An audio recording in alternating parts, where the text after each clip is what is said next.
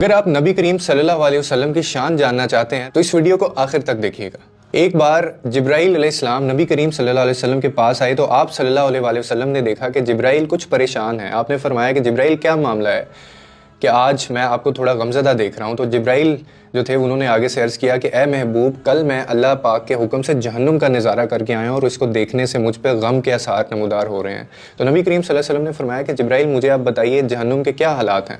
تو آپ نے عرض کیا کہ جہنم کے کل 7 درجے ہیں یا رسول اللہ۔ ان میں سے جو سب سے نیچے والا درجہ ہے نا، اللہ اس میں منافقوں کو رکھے گا، اور اس سے اوپر والے 6 درجے میں اللہ تعالیٰ مشرکین کو ڈالیں گے، اور اس سے جو اوپر 5واں درجہ ہے اس میں اللہ تعالیٰ سورج اور چاند کی جو پوجا کرتے ہیں ان کو وہ اس درجے پہ ڈالے گا، اور 4تھے درجے میں اللہ پاک آتش پرست لوگوں کو ڈالیں گے۔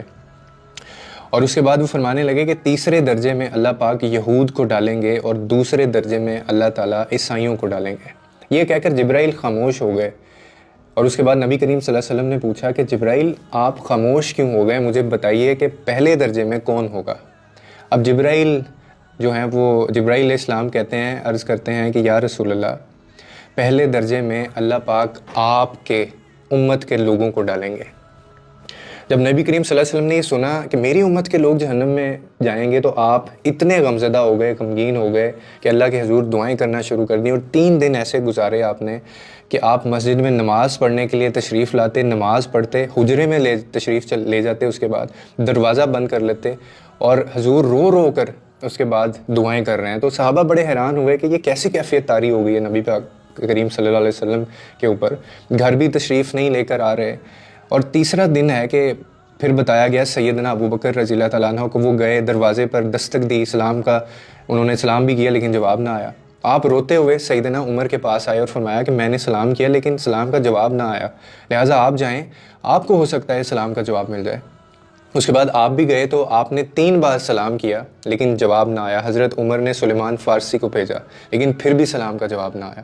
حضرت سلیمان فارسی نے اس کے بعد واقعے کا جو تذکرہ ہے وہ حضرت علی سے کیا اور کہا کہ آپ جائیے۔ تو حضرت علی نے سوچا کہ اتنے عظیم شخصیات گئی ہیں، ان کو سلام کا جواب نہ ملے، مجھے کیسے وہ جواب دے دیں گے؟ تو مجھے خود نہیں جانا چاہیے بلکہ مجھے ان کی نور نظر بیٹی فاطمہ کو بھیجنا چاہیے۔ تو بھیجا گیا ان کو۔ آپ نے فاطمہ رضی اللہ تعالیٰ عنہ کو سب احوال بتا دیا۔ آپ حجرے کے دروازے پہ آئیں اور آپ نے سلام کیا، ابا جان السلام علیکم۔ بیٹی کی آواز سن کر نبی کریم صلی اللہ علیہ وسلم اٹھے، دروازہ کھولا اور سلام کا جواب دیا۔ ابا جان آپ پر کیا کیفیت طاری ہے؟ 3 دن سے آپ یہاں تشریف فرما ہیں۔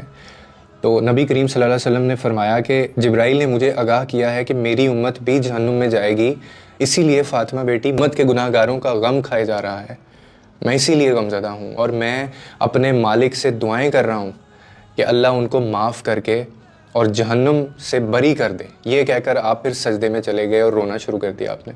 اللہ میری امت کو معاف کر دے، ان پہ رحم کر، ان کو جہنم میں نہ ڈال، آزاد کر دے۔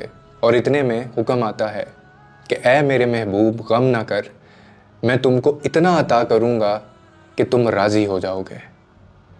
اور اس کے بعد آپ خوشی سے کھل اٹھے اور فرمایا کہ لوگوں، اللہ نے مجھ سے وعدہ کر لیا ہے کہ وہ روز قیامت مجھے میری امت کے معاملے میں خوب راضی کریں گے، اور میں نے اس وقت تک راضی نہیں ہونا جب تک میرا آخری امتی بھی جنت میں نہ چلا جائے۔